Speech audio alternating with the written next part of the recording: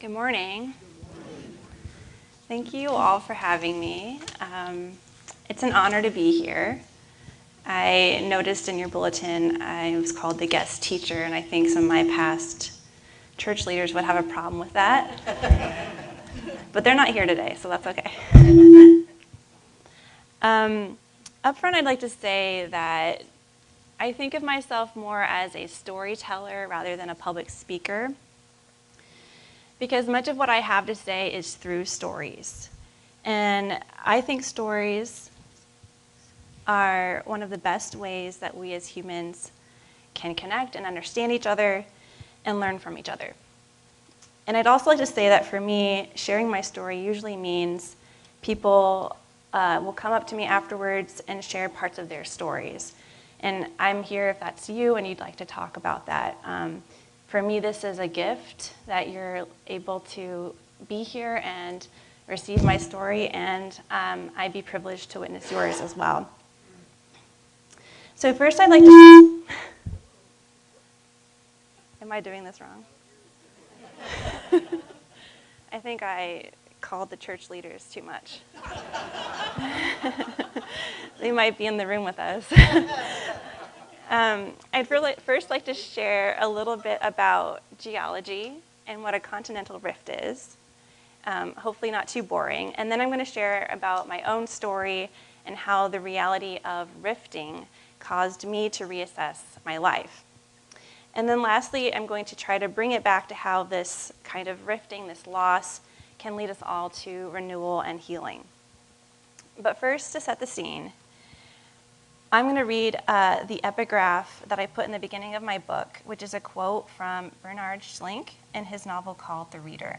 And I like it because it connects those two things I'm trying to get at, the metaphor of geological change and the reality of human trauma. The tectonic layers of our lives rest so tightly one on top of the other that we always come up against earlier events and later ones, not as a matter that has been fully formed and pushed aside, but absolutely present and alive. I understand this. Nevertheless, I sometimes find it hard to bear. Maybe I did write our story to be free of it, even if I never can be. Now for the geology part. 1 billion years ago, the Great Lakes region was the site of a great breaking. The continent we now call North America was being pulled apart by tectonics. Massive plates of rock were moving in different directions, and magma was breaching the surface. The mid-continent rift reached from Oklahoma to Canada, though those names didn't exist back then. The land we stand on now was an unlivable, lava-filled hellscape. But then something happened. Geologists still don't understand exactly how, but the rifting of the land stopped. Typically, geological rifts result in continents splitting apart fully, but here, the rift was never completed. Instead, the land was left with a scar thousands of miles long. Skip forward more than 500 million years, and the region was covered in a tropical saltwater ocean. Though it's difficult to picture now, this ocean was the home of warm water corals and now extinct creatures. Up in northern Michigan, where I live, we find their fossilized remnants in Petoskey stones and Charlevoix stones. And after the Great Ocean, there was a great ice age. Glaciers stretched down from the north and then receded, over and over, scraping out the earth, the already damaged rift, forming the basins of what we now know as the Great Lakes. What started as fire and destruction and a great breaking apart became this beautiful land that we are lucky enough to live on. Some of us swim in the freshwater lakes every summer. Some of us go rock hounding, bringing bits of this geologic history home with us. Some of us go fishing and boating and camping all across this wonderful region, spending time with the people we love without ever thinking about the rift that caused it all. But what does geology have to do with why I'm here today? I'm not a geology expert, and I am definitely not a scientist. I actually had to have a geologist fact check my whole book, and I got lots wrong that I had to fix. But I do find a great deal to learn in the environments where we live, that we grow up in, and that we evolve in. And the environment that I grew up in had many labels: conservative, religious, fundamentalist, oppressive. I came of age in something called the Christian Patriarchy movement. That is literally what we called it. It was a world loosely tied together by homeschooling conventions and church camps. It was a movement of many denominations: Presbyterian, Baptist, non-denominational. Our common ground was the belief that there were strict gender roles, quiverful ideology in which wives were expected to have as many children as possible, and dominionist theology teaching that our people would take over society and government for God's kingdom. Perhaps that all sounds familiar in the wake of Project 2025. From an early age, I was taught to think of myself as evil. My father would teach me and my siblings that we were dirty, rotten sinners, deserving hell. This teaching, combined with purity culture, led me to believe my body was part of the problem, and I started dissociating very young, feeling disembodied. I'd like to read a short passage from my book that describes one of those earliest memories. There's a photograph of me when I was around 4 years old, out at the summer cottage we used to rent on Star Lake in upstate New York. I'm wearing a pastel two-piece swimsuit. I have blunt bangs that curtain past my eyebrows, and I'm holding a fishing rod with a small fish dangling from the end. I'm squinting into the sun and smiling. I don't remember this moment, but I do remember the rough planks of the dock under my feet, the sun on the cold water of the lake, and that bathing suit. I also remember another moment, perhaps the following year, finding the swimsuit in my dresser and coming down to the lake, ready to swim or fish or jump in a canoe. "Tell her to go upstairs and change. She can't wear that," my father said. His hair was darker then, absent gray hairs. He wore the mustache and short shorts popular in the early 90s. I don't know if he was angry with me then, not in a loud way, not in the way he would be as I grew older and less compliant. I felt only his disappointment with me and with how I looked. My mother told me to change into the other swimsuit I had, a one-piece. "Go on, honey," she said softly, her oversized glasses and tight perm shielding her deep brown eyes. I didn't know what modesty meant then. I only knew I had done something wrong, that something must be wrong with the small band of skin showing at my middle. Most of all, I remember feeling ashamed. I remember trying to put the guilt into that swimsuit, as if it were evil somehow, as if it had tainted me, those flimsy pieces of stretchy fabric. Cover up. This was one of the first rules I learned. So, this memory details the rift that was happening within myself. I learned long before I had the language for it that my very self, my body, was somehow wrong. And in order to conform to my father's expectations, I started to cut myself off from my inner voice, just to survive. As I got older, my family became involved with an organization called Vision Forum, based out of Texas. It was a ministry and a business that sold this idea of the ideal godly family. We got their shiny catalogs in the mail, selling toys for children. There were slingshots for boys, teacups for girls. And then one year, my father went to a conference in San Antonio and brought home a new teaching, the idea of the stay-at-home daughter. A stay-at-home daughter is a girl who doesn't leave home when she turns 18. She doesn't go to college. She doesn't date. She doesn't work, unless it is something her father can supervise, like babysitting or teaching piano.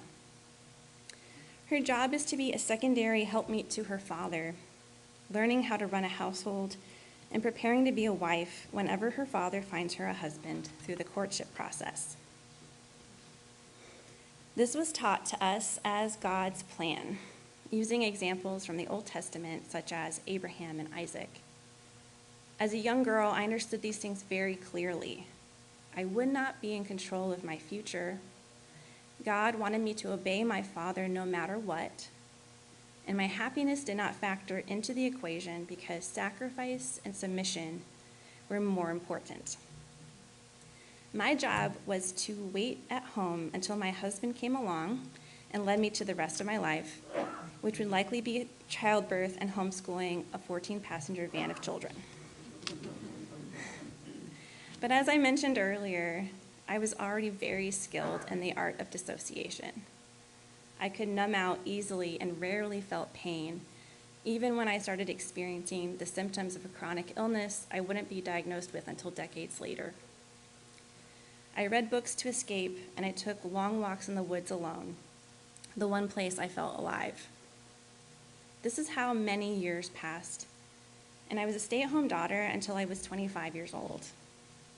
I was very submissive, trusting that my father knew what was best and that God would reward me for obeying him. What I didn't have language for at the time was the emotional, spiritual, physical, and financial abuse I experienced at the hands of my father. When I was 20 years old, I had a courtship with a man from church, but after about 8 months, my father decided he wasn't my future husband and ended the relationship. I was devastated. I had spent so much time with this man thinking that I would marry him.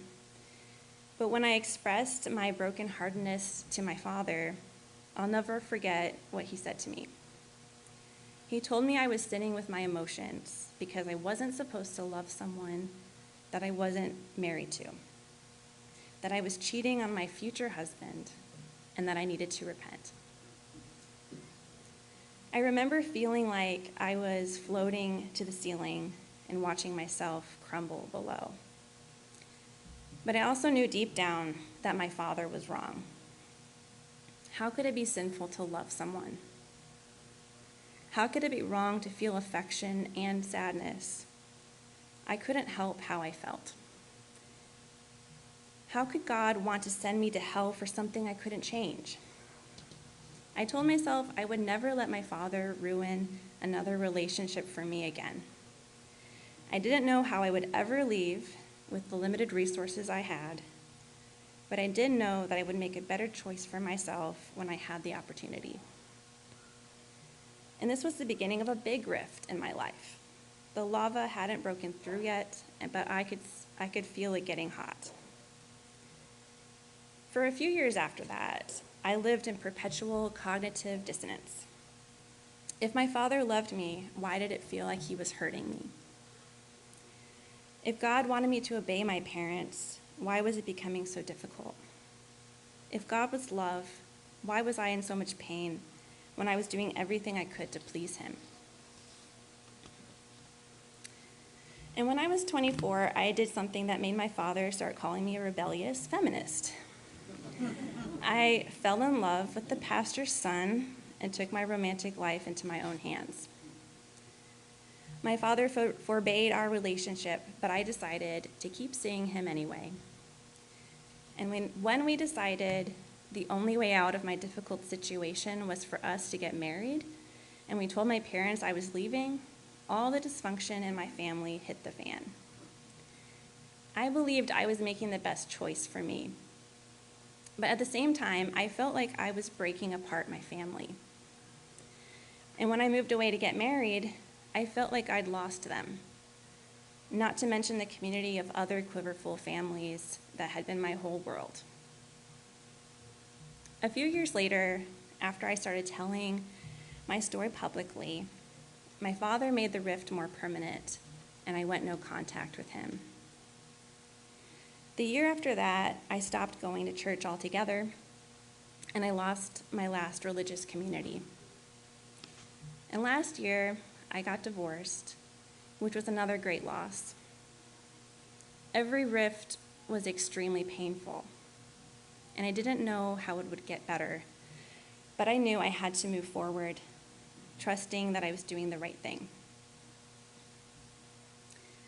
Each of these experiences of grief became moments for me to seriously examine what I believe and decide how I wanted to show up in the world. Leaving a cult-like movement is the ultimate fresh start, and it really makes you examine where you've come from and what you want to do with your life. And losing relationships makes you think about who you want with you and why. So the losses gave me room to reassess everything. And that change led to me going to trauma therapy for my PTSD, which meant I could tell my story without shaking. I was able to go to college and study writing, which led to my memoir. And being public with my story has led to me meeting many others who have experienced similar things.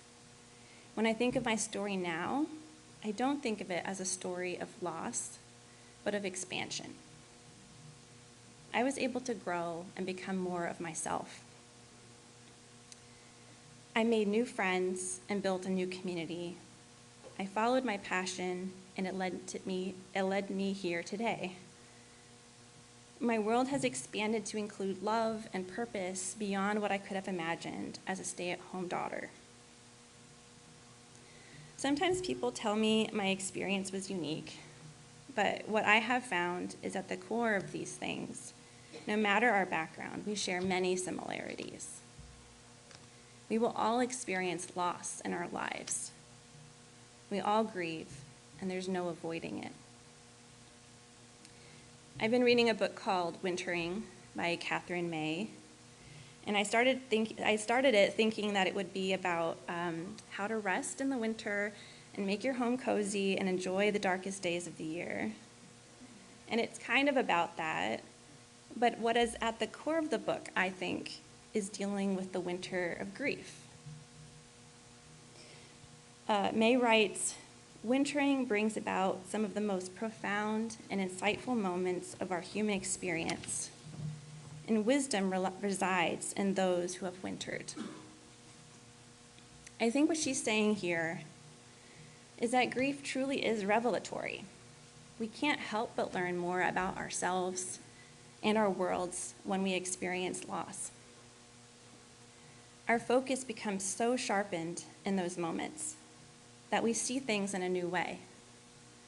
But that doesn't make it easy. The double edge of loss is that it threatens to destroy us. So how do we cope with that? How do we handle loss when it comes for us? How do we heal when there are such gaping wounds in our souls? I wish I had easy answers.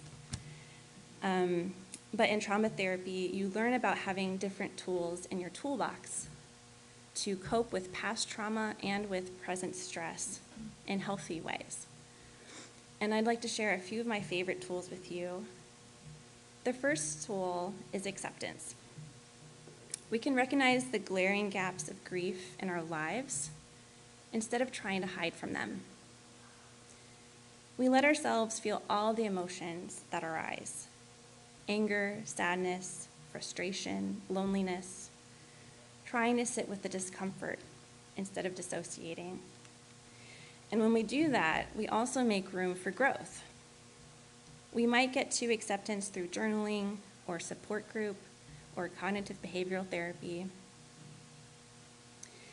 The second tool is compassion, both for ourselves and for others. When I left my family and eventually the church, I had to come to terms with how I had been complicit in patriarchal systems and communities that caused harm. I had caused harm.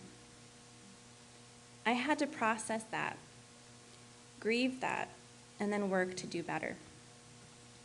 But in order to do better, I also had to work on having compassion and grace for myself and extending that compassion to others. This isn't to excuse bad behavior, but it is having an open-hearted attitude about who we are and what we could be. The third tool is grounding ourselves in a larger perspective. I tried to show this in my book by alternating between stories of my childhood and reflections on geology. The stories of abuse can be difficult to take in, even for me as I was writing them. But writing about nature and our planet and how the universe has one very long story of transformation gave me perspective and comfort. Sometimes we get stuck inside our own heads because we have this negativity bias, and we ruminate about things we can't control. But understanding we are just one part of a greater whole can help us cope with that feeling of helplessness. Writing, for me, helps me stay grounded. But for you, maybe that's meditation or taking a walk outside. And the last tool I'll leave you with is embodiment. Even in our pain, we can inhabit the bodies we have and live in our present moment. We all have different physical abilities, so this tool may look different for each of us. Maybe embodiment means dancing or yoga or hugging each other. Maybe it's a breathing exercise or somatic therapy. Whatever it is, we need this connection with ourselves and with other people in order to ever dream of healing after loss. No matter what oppression we're facing, what grief we're experiencing, as long as we're alive, no one can take our sense of self and our experience of living from us. And connecting with ourselves ensures we hold on to our humanity and can see the humanity in others, which is perhaps the most subversive thing you can do in a time of social upheaval. When I think of these tools, an image I find helpful is of a tree with a root system. If you only use one tool or resource, you will struggle to find healing. A tree with one root will fall over at the first strong wind. But if you have multiple roots of support, you will be able to stand tall and keep growing. So a rift is not just loss, it's transformation, it's clarification. When we experience it, it's gut-wrenching, but when we move through it, it's life-changing. So I'll leave you with the ending of my book because it represents perhaps the deepest truth I believe in now. If there is any meaning here, it is that change is everything. The land underneath me is in constant flux, if only I could see it with the eyes of the universe. And I am also in flux in the moments I am standing here, my face to the sky. I cannot stop the change. In the rifting of my life, I learned who I really am. As humans, we hold on to memories even when we try to forget, and our experiences reside in the molecules of our bodies.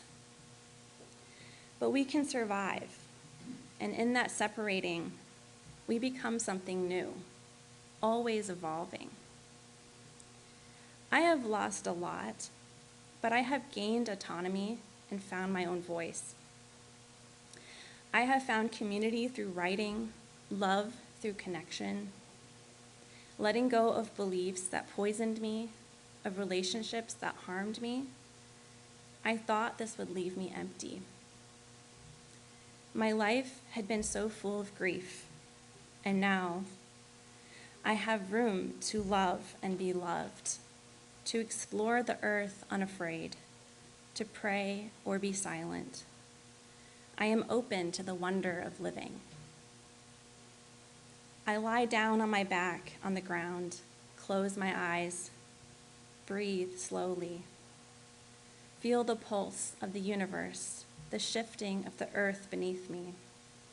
I am so small, almost nothing in this grand cosmos, yet I'm here. I'm part of it.